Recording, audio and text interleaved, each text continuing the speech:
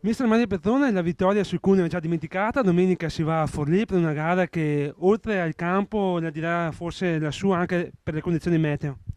Sì, una settimana un po' particolare, campi pesanti, comunque abbiamo cercato di portare avanti a termine il lavoro settimanale.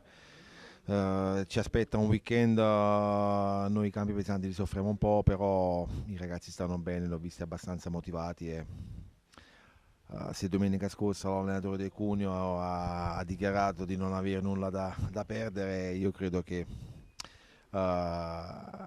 domenica prossima, se c'è una squadra che deve essere serena e spensierata e quindi deve avere la giusta incoscienza, tra virgolette, dobbiamo essere sicuramente noi. Sappiamo che è un campo difficile, Forlì, i punti sono pesanti, i giorni di ritorno, loro stanno quasi con l'acqua alla gola e dobbiamo essere bravi a controbattere colpo su colpo, che è quello che chiedo sempre alla squadra.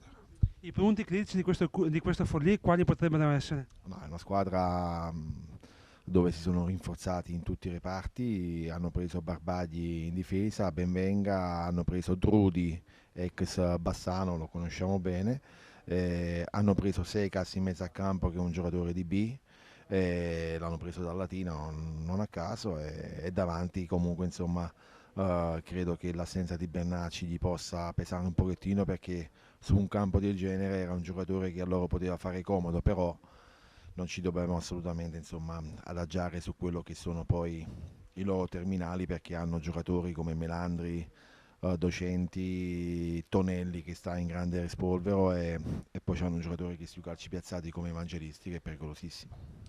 Sono un Bassano che sì, può giocare con la tranquillità, deve stare attento, ma insomma la tranquillità fa fare anche buone partite di solito. Sì, la tranquillità deve far fare buone partite, solo per quello era non la tranquillità di andare là dolci o no, no, no, assolutamente la tranquillità proprio dal punto di vista proprio di cercare le nostre giocate perché ci saranno i presupposti e siamo convinti di fare una buona prestazione e di dare continuità a tutto quello che di positivo sta facendo questa squadra. Matteo Arati, nuovo acquisto del Bassano, arrivi dalla Reggiana, insomma un po' di esperienza ce l'hai, come ti trovi qua a Bassano? No, per adesso molto bene. I primi giorni sono andati bene, quindi insomma, impressione molto buona. E qui il gruppo è molto giovane, ma anche molto allegro come possiamo vedere, quindi immagino che l'ambiente insomma favorisca il tuo ingresso. Sì, sì, sì, infatti è un gruppo fantastico, ragazzi molto giovani e si vede che sono un bel gruppo e ci si diverte, insomma. Parlaci di te, quali sono le tue caratteristiche in campo? Ma sono un centrocampista centrale, posso giocare anche a mezzala, sono abbastanza insomma, ordinato in campo e mi piace giocare a pallone.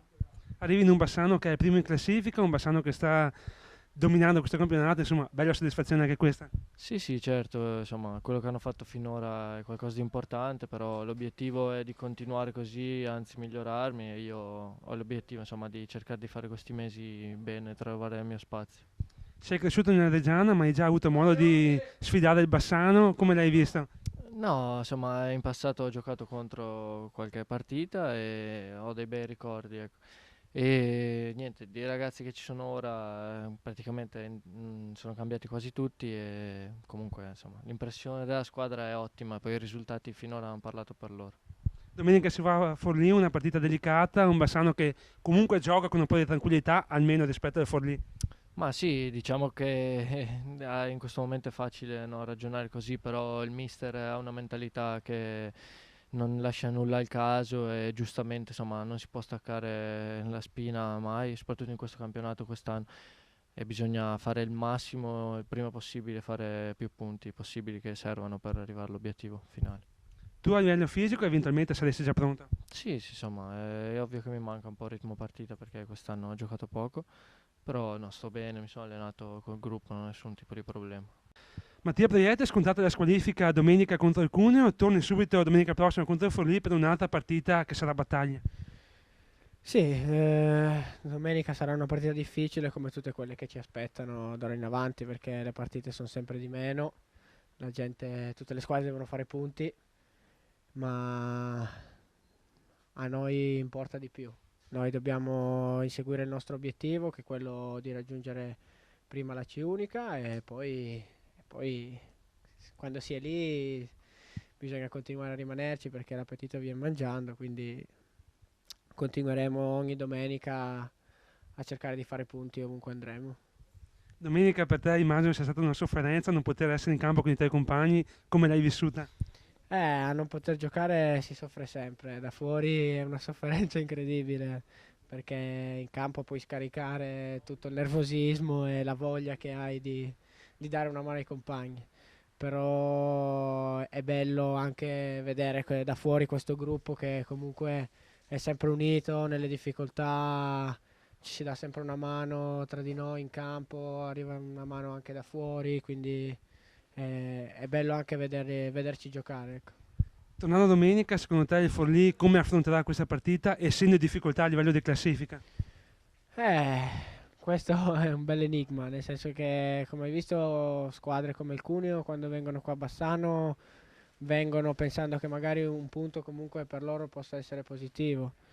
Il Forlì domenica gioca in casa davanti al loro pubblico, quindi penso che vorranno fare bene, avranno voglia di fare i 3 punti, ma la nostra voglia sicuramente sarà maggiore. Diciamo che voi avete anche il vantaggio della classifica positiva che comincia a rendervi un po' più tranquilli rispetto ad altre squadre. Sì, diciamo che noi non facciamo caso alla classifica, però comunque ci sono momenti della partita in cui uno può anche fare un ragionamento in base alla classifica e magari non buttarsi a capofitto tutti in avanti perché comunque siamo stati bravi prima e quindi abbiamo questo privilegio adesso, ecco.